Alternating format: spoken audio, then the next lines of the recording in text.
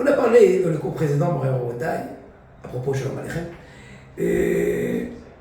des anges qui venaient dévoiler, qui voulaient dévoiler au Gaon de Vilna des secrets de la Torah.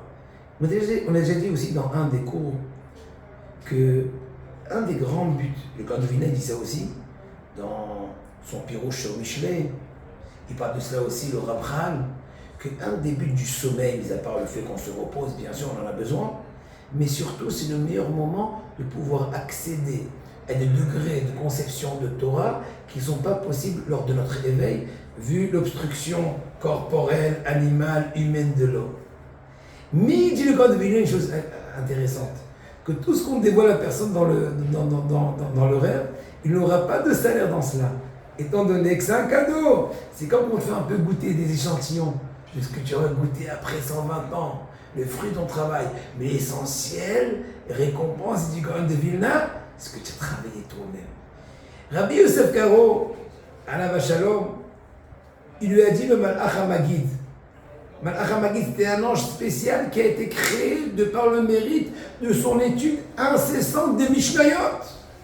Il lui a dit, sache que la raison pour laquelle tu as été choisi d'être le rédacteur du Shulchan Aruch, bien qu'à l'époque il y avait 3 Yosef, Rabbi Yosef Ibn Lev, Rabbi Yosef Taitzak, des gens immenses, regardez ce que le Ida dit sur eux dans le Shema Gedolim, mais toi tu les as quand même relativement dépassés de par ta modestie. Et aussi il a toujours mis en évidence l'importance du fait qu'il étudiait incessamment les Mishnayot. Il ne s'arrêtait pas, Rabotai.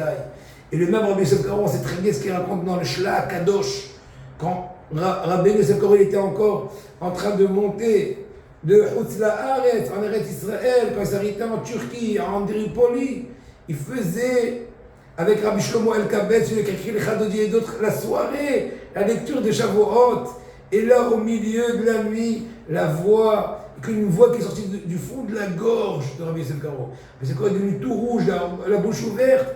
Il a dit, heureux soyez-vous, sachez que depuis que le Beth Amikdash a été détruit, si l'on puisse dire, c'est dur à dire ces mots-là, la Shrina, elle se trouve à Hazvé Shalom, entre les poubelles, vu toutes les difficultés, avec et Ashpatot. Mais Mouz a fait un très grand à 3, et les a renforcés que le soir du lendemain, parce qu'en Hutz La'aretz, à l'étranger, il y a 2 soirées, n'est-ce pas, de Shavuot, un long métrage. Il dit, ah ben on va dire, parce qu'en Hutz La'aretz, il faut faire en 2 jours ce qu'on fait en Eretz Israël en un jour. Moi, je ne t'encourage pas à ceux qui sont en Hutz La'aretz, mais bon, il ne faut pas aussi penser que nous, on cherche les remises. Eh ben, il faut que vous ayez minyan, parce que pour l'instant, ils n'ont pas eu minyan, etc. Rabotai. Tous ces pensées dans ces quelques cours-là, l'amour de la Torah, c'est un point important.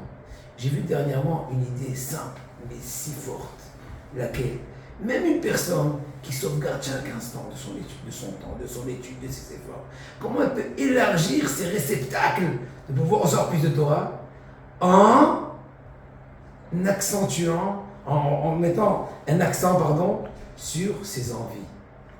En vouloir plus. Ah, tu n'es pas sûr de pouvoir. Qui t'a dit que tu ne pourras pas? Hier, j'ai étudié avec mon ami d'études. Il lui dit, oh, je ne sais pas comment j'avais eu la force d'écrire ce que je suis en train de te lire, de ce que j'ai écrit, ça fait 13 ans, 14 ans. Mais tu ne dis pas comme ça. Il dit, tu auras encore plus. Je dis, au fait, tu as raison. Mais c'est qui m'a donné quand on va de 0? Tout est possible. Quand on va moins de 0, tout est possible. Donc, à nous de prendre cette idée forte pour nous encourager à continuer, à persévérer dans les efforts. Et vous verrez, Bezrat Hashem, sans aucun doute, la tzlaha dans tout.